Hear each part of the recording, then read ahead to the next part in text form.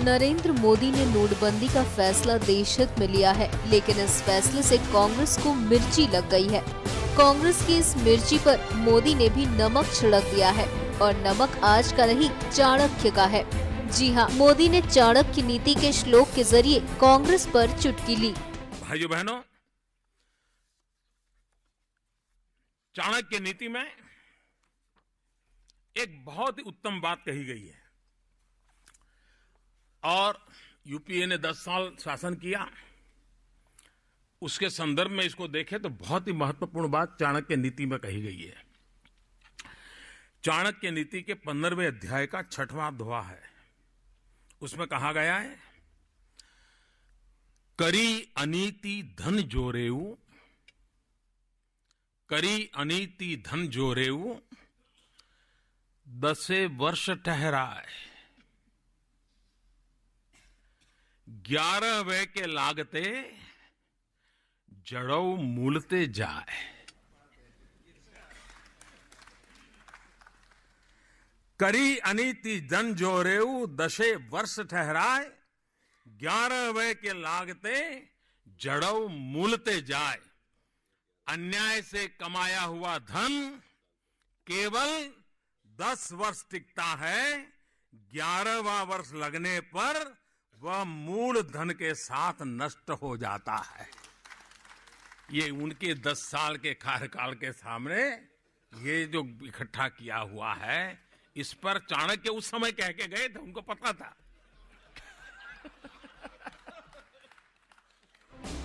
मोदी यही नहीं रुके। मोदी ने इसके बाद पूर्व प्रधानमंत्री मनमोहन सिंह पर भी निशाना साधा और कांग्रेस की सच्चाई बताई कि बीजेपी और कांग्रेस में क्या फर्क है।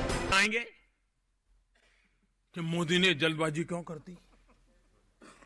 आपने 88 अब फिर चिल्लाएंगे कि मोदी ने जल्दबाजी क्यों कर दी? आपने 88 से अब तक उसको लागू नहीं किया। देश में बेनामी संपत्ति इकट्ठी करने वालों को खुली छूट दे दी और यह सरकार कानून पारित कर चुकी है, नोटिफाई कर चुकी है, लागू करने के लिए कदम उठाएगी और फिर आप चिल्लाना शुरू करोगे क्या? क्या देश ऐसे चलाओगे क्या? ये सारी मुसीबत की जड़ यह है कि इनके लिए देश से बड़ा दल है, हमारे लिए दल से बड़ा देश है। और इसलिए, और जहां तक वैचारिक इरादों का सवाल है, देखिए क्या हाल है।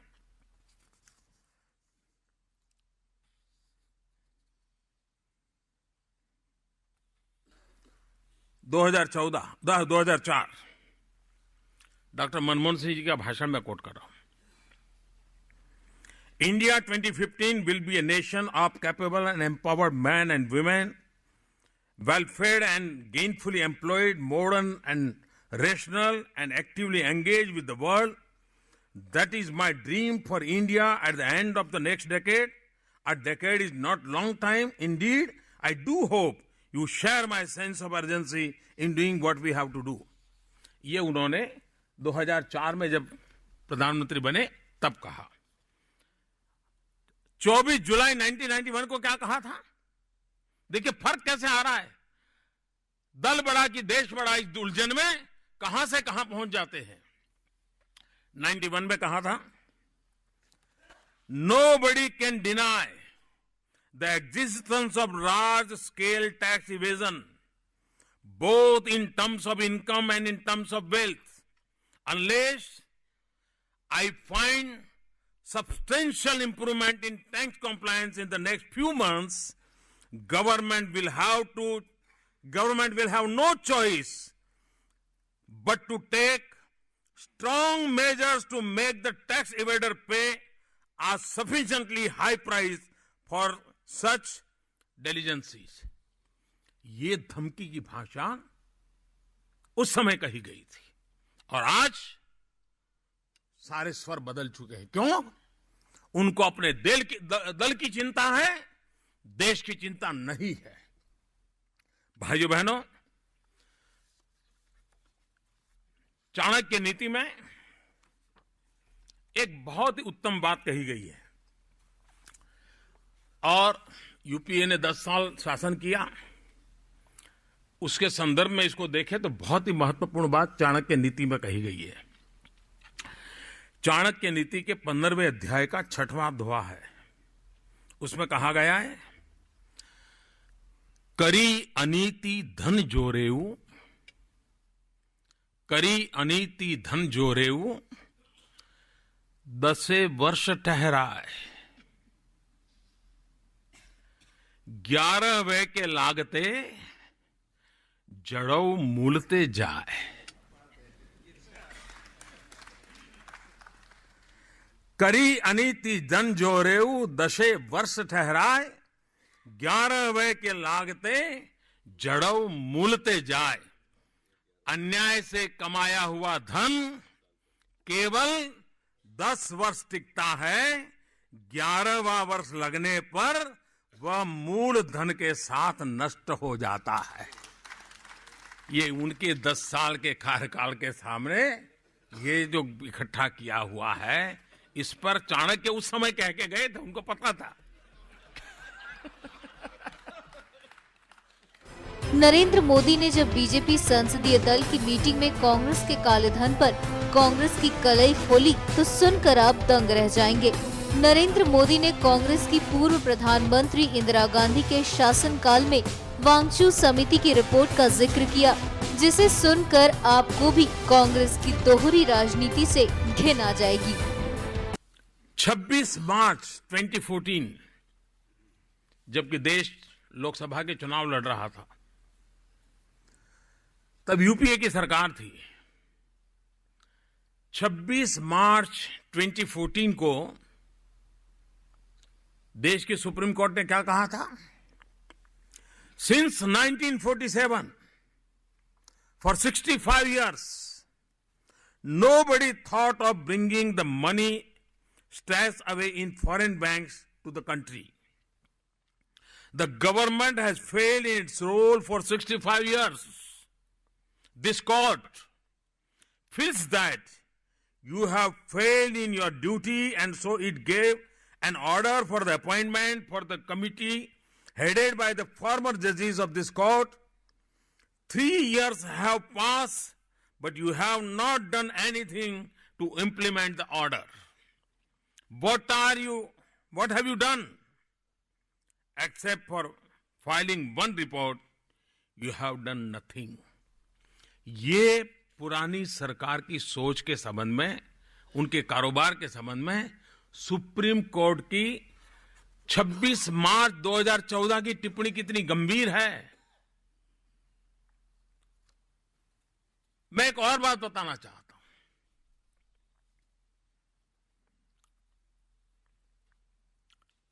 1971 में जबकि श्रीमती गांधी इस देश में राज करती थी, एक वांछू कमेटी बनी थी, जिस वांछू कमेटी का एक रिपोर्ट आया था और जिसमें नोटों पर पाबंदी लगाने के विषय में गंभीरतापूर्वक चर्चा की गई थी। और उस कमेटी का रिपोर्ट कहता है, और यह 1971 की बात है, we are fully aware of the not too successful results of the demonetization in 1946. Yet, we are confident that these measures, if introduced now, would achieve substantial result because of altered circumstances. Wanchu committee का कहना था 1946 में demonetisation हुआ तो उसमें सफलता नहीं मिली, लेकिन अगर 71 में करेंगे तो हमें बहुत बड़ी सफलता मिलेगी।